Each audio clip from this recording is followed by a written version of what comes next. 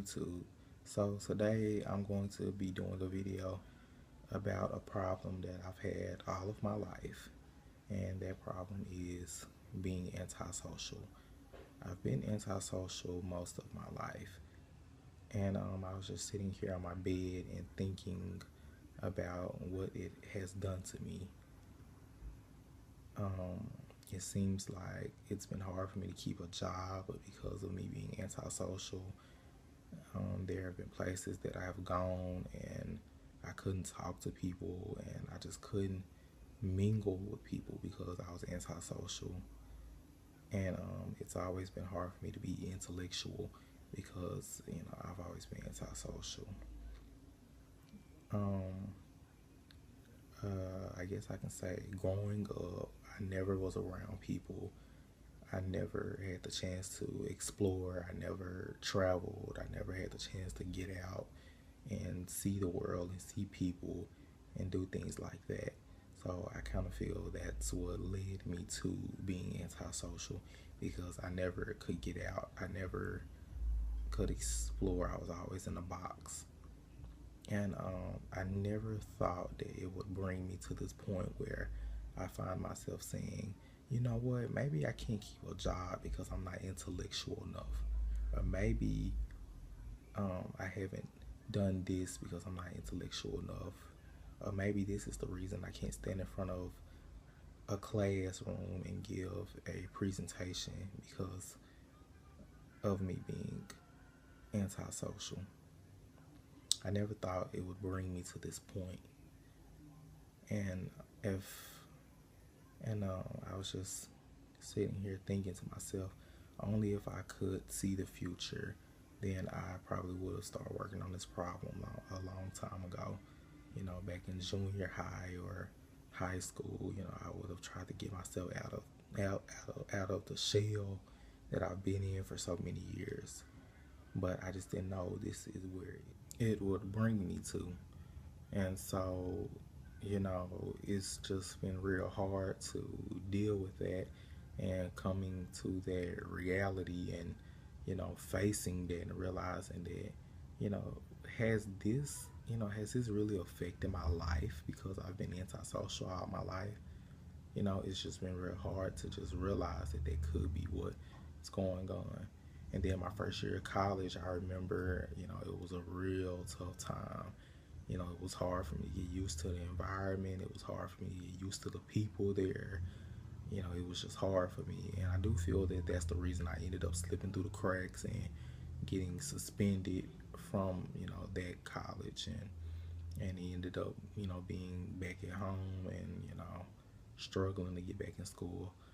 But, that's a whole different story. But I do feel me being antisocial led to that because I was so afraid of people and I was so scared. I was just so afraid. And it really has, I feel like being antisocial has really messed my life up. It really has done a lot of things to me. It really has destroyed me, in so many ways. But I do want to say that I am working through it now. I've been working through it for about a year now because when I was at the college that I went to, I actually ran into this woman. She was a real sweet woman. She was really nice. She was actually my instructor, but she kind of became my mentor because she started talking to me and she realized what was going on. It's like she saw me spiritually. She could see me on the inside, and she would tell me that. She would tell me that I'm a nice person. I'm a good person. I'm just scared. She would tell me that. She would just tell me those things that I'm hiding myself. I'm hiding, and she would tell me. She would say, James, don't hide. People need to see you. The world needs to see you. And so she started working with me, and she started taking me places with her, and I traveled with her, and went places with her because she wanted me to meet people. She wanted to show the world. She wanted to let the world see me.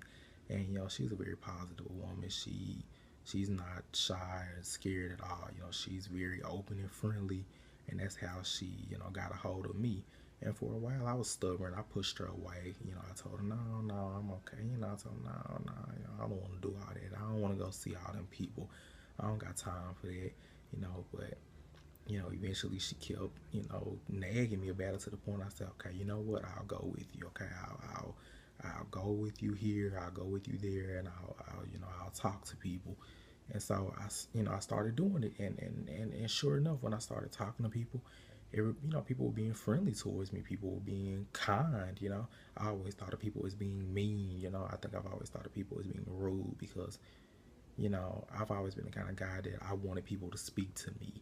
I don't know why that is, but that's just me. I've always felt like if you didn't speak to me, then obviously you must don't want me to speak to you.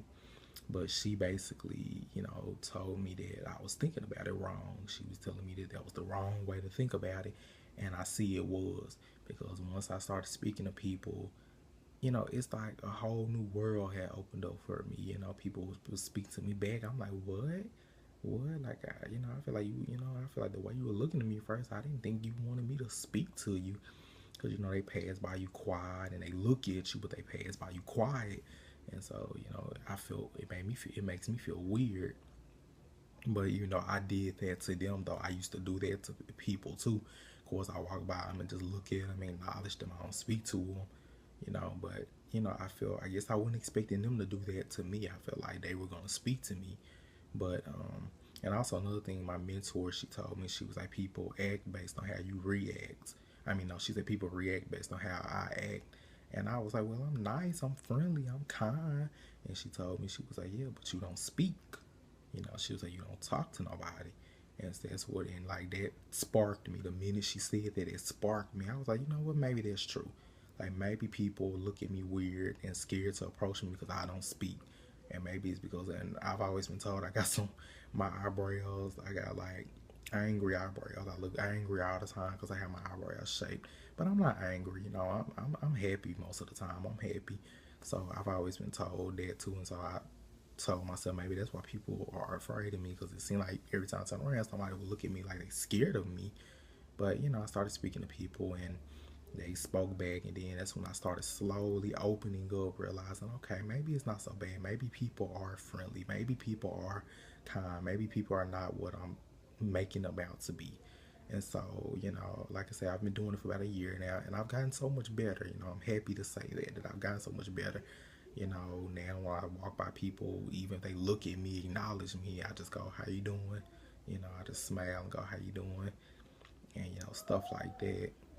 And so, I'm just so happy that I met that woman, because she is awesome. I believe God sent her into my life. She is awesome. She is beautiful. She's wonderful. She's magnificent. And you know what? She probably don't even mind if I tell you guys who she is. The college I went to is called Henderson State University. It's in Arkadelphia, Arkansas. And the woman that was my mentor was Wanda Harris. She probably won't even mind me telling you guys that, because she's just such a friendly person like that. And I thank her to this day. I thank her. She just does not know what she has done for me in my life. She has opened me up. She has opened up new windows in my life. And I'm so thankful. But yeah, I just want to do this little video, guys, to kind of tell you guys that I haven't always been the guy that I am today, that I did once struggle with being antisocial and being afraid and scared of the world. So, I just want to let you guys know that if there's anyone out there struggling with being antisocial, you can break through it. You just have to step outside of your comfort zone, and you just have to take that chance. So I hope you enjoyed this video, and thanks for watching.